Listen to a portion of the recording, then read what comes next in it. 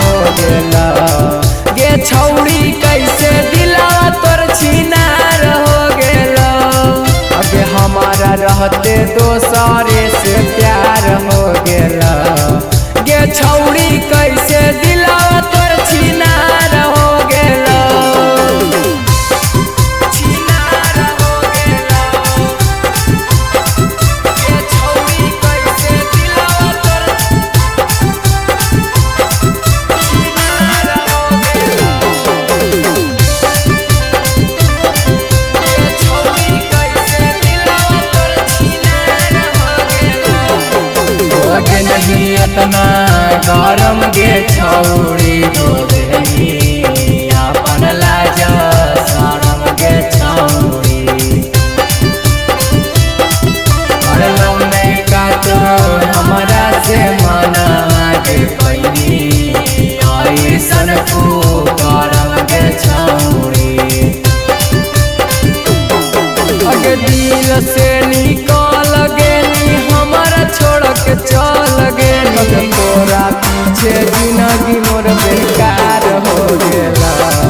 गे छौड़ी कैसे दिलावा तोर छिनार हो गेला। अगे हमारा रहते दोसरे से प्यार हो गेला।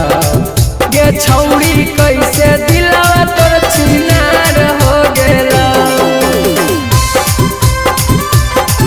छिनार हो गेला। गे छौड़ी कैसे दिलावा तोर छिनार हो गेला।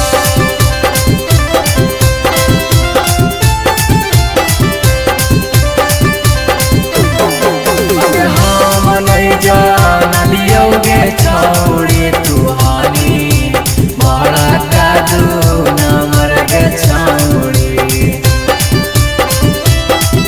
आखिल भी तूता जिंदगी से छौड़ी जैनी दिला तोड़ी हमर गे छौड़ी।